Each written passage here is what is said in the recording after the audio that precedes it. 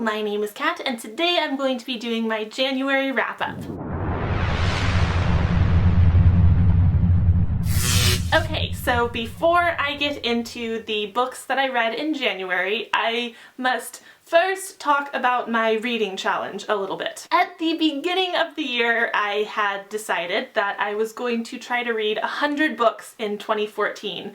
And I have since changed that. I am now intending to read 52 books instead. And I decided to do this for a couple of reasons. I want to spend more time with each book, and I want less stress and pressure when I start to fall behind, which inevitably will happen. But mostly, I wanted that extra 6 hours or so each week to spend writing instead of reading. And I'll talk more about this in a writing update video, but the short version is that I have been writing lately, and I want to make writing more of a priority this year. And unfortunately, that means that reading is going to be a slightly lower priority this year. So yeah, my new goal is to read a book a week, and in January I read 4 books. So first up, I have The Ocean at the End of the Lane by Neil Gaiman, which you did not see in the thumbnail and I do not have now because I read it on my Kindle. This is about an unnamed middle-aged man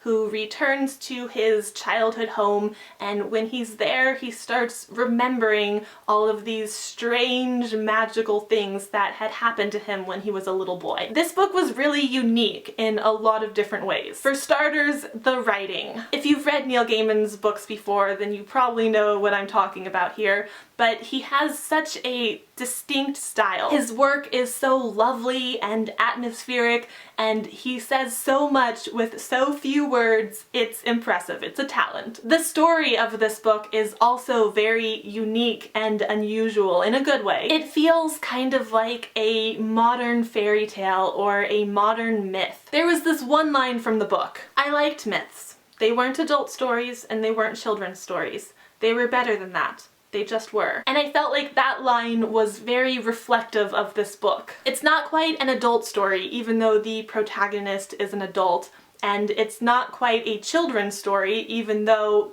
for most of the story it's during his childhood. It's just it's better than that. It just is. Another aspect that I really enjoyed was all the emotions that I felt while reading this. At times, this book made me feel sad and creeped out and fascinated and nostalgic and angry, just all of the emotions. But when I finished the book, the main thing I was feeling was oddly motivated. What I personally kind of took from the book was this idea of do something worthwhile with your life.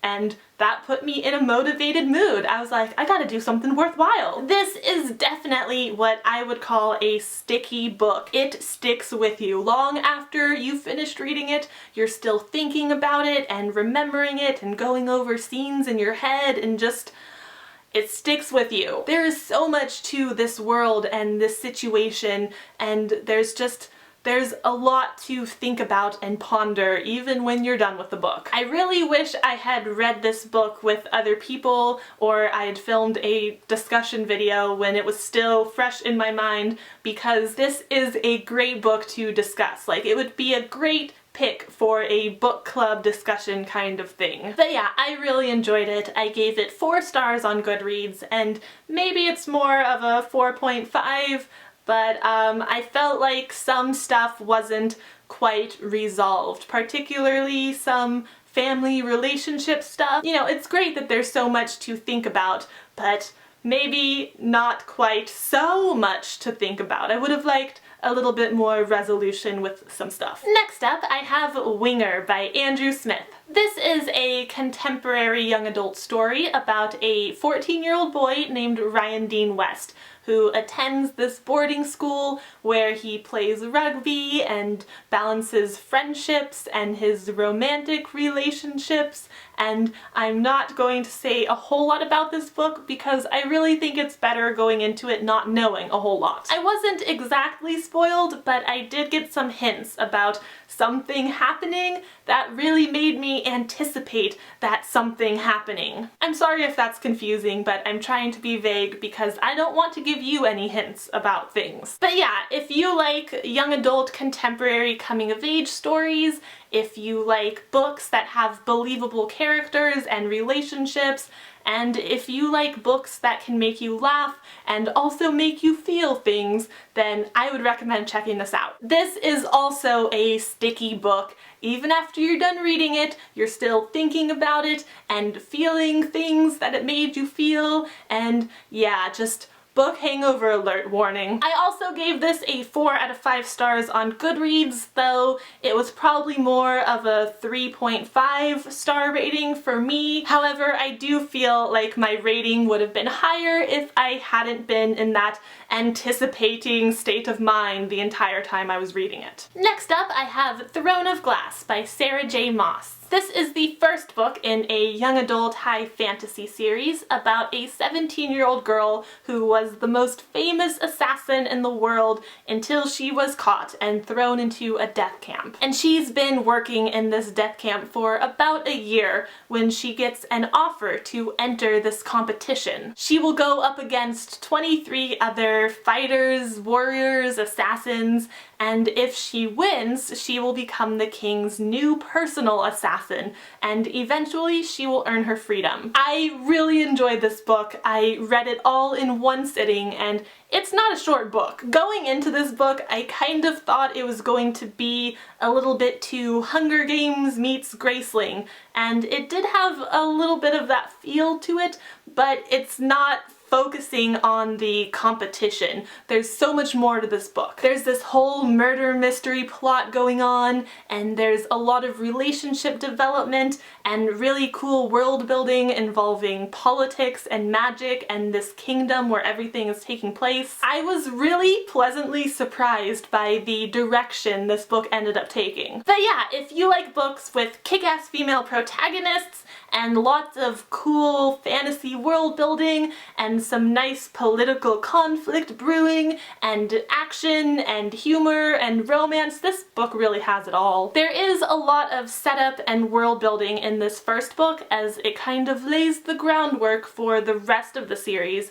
but it's going to be a pretty big series, so you need the groundwork. I was okay with it. I gave this book a solid 4 stars on Goodreads because it didn't blow me away, but it was very good, and I am most definitely going to be continuing this series. I'm looking forward to that. In fact, I was going to jump right into Crown of Midnight, but then I saw the Tifios trailer and it gave me many feels and made me really nostalgic to reread that. So that's what I did. I reread this book and I just love this book so very much. It was my second time reading the book, but my third time kind of experiencing the book because I listened to the audiobook last summer. If you don't know what this book is about, then I don't really understand how you live your life. But basically, it's about this girl named Hazel Grace Lancaster who has terminal lung cancer, and at support group she meets this boy named Augustus Waters, and he also has cancer, but he's in remission. They become friends and then they start to fall in love, even though Hazel is kind of resisting her feelings because she doesn't want to hurt Augustus when she inevitably relapses and dies. This book.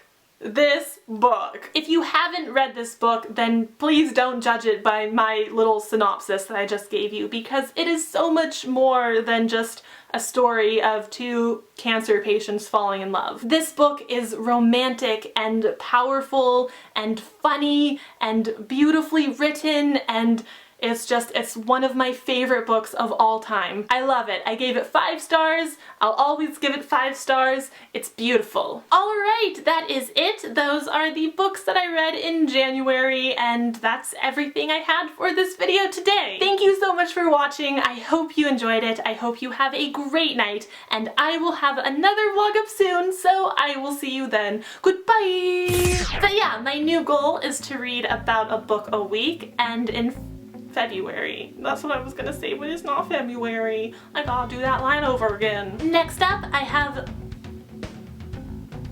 My camera is freaking out, man. Next up, I have Throne of Glass by... No, there's bugs in my room, and they like my lights, and I don't like them, so they should go. There's the door. See yourself out, please.